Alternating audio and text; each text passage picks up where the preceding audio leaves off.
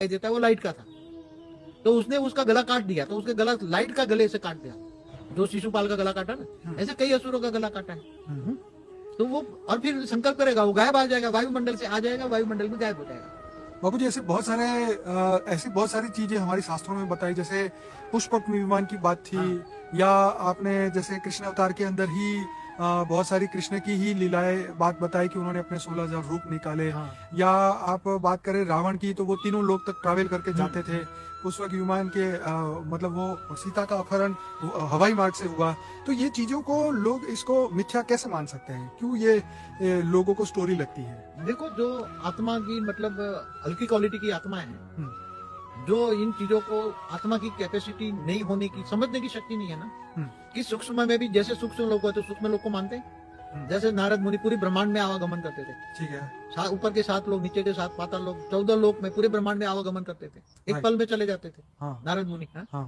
तो ये लोग ऊपर के लोगों की बातें नहीं जानते, सूक्ष्म जगत की बातें नहीं जानते, कारण जगत, महाकारण जगत, ब्रह्मापुरी, विष्णुपुरी, ये ब्रह्मांड की भी कहानी नहीं जानते। तो वो आत्माएं इतनी माया में फंसी पड़ी है, इसलिए उसको इतनी आत्मा ताकत नहीं है। बाकी तो अब ये जैसे कहते हैं कि गप गोरे लगा दिया हमारे शास्त्रों में, ऐसी बात नहीं है। एक ऋषि मुनि हुए थे कि जिन्होंने बताया कि वो जो असुर थे, वो रात को देवताओं को परेशान करते थे, और फिर दिन को वो सागर में छुप जाते थे। तो एक ऋषि मुनि थे, जो नाम भूल गया मैं, मगर ऋषि मुनि ने पूरे सागर को, पानी को ही अप कर लिया। तो कैसे? अरे ये असंभव बातें नहीं है। जो ब्रह्मांड बना थे, अल्प पावर से ब्रह्मांड बना है, तो वो ऋषि मुनि भी हाई क्वालिटी आत्मा थी। तो उसने ये सागर के पानी को वायु में अपनी योग बल की दृष्टि पार डाली, दृष्टि से जल को उसने वायु में रूपांतर किया, और वायु को आकाश में रूपांतर किया, और वायु का एक सेल में परिवर्तन करके अपने अंदर समा लिया। बाबू जी, जैसे आपने हनुमान जी की बात बताई थी कि उन्होंने सूर्य को हप कर दिया। हाँ, तो सूर्य को हप कर दिया। देखो, पहले देखना पड़ेगा हनुमान जी किसका अवतार है। रुद्र होता है। 11वां रुद्र, रुद्र माना शंकर, शंकर किसका अवतार है? शिव का। तो शिव और शंकर एक मानते हैं ना। बिल्कुल। तो शंकर के अंदर इतनी पावर है कि पूरे ब्रह्मांड को ही हप कर जाए, इतनी पावर है, क्योंकि शिव का अवतार है। समझ में आए? वो विनाश कर सकता है, पूरे ब्रह्मांड को विनाश कर सकता है।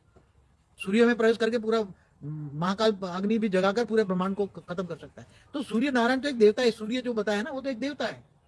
जैसे चंद्र देवता है, ग्रह, शुक्र ग्रह है, बृहस्पति, सारे ग्रह है, तो एक सूर्य भी एक ग्रह है। सूर्य नारायण देवता नहीं बनाया था। तो हनुमान जी के पास इतनी शक्ति थी कि वो पूरे रूप, विराट रूप धारण कर सकते थे, पूरे ब्रह्मांड तक, मतलब 188 खरब किलोमीटर लंबा रूप धारण कर सके, इतनी शक्ति थी उसमें।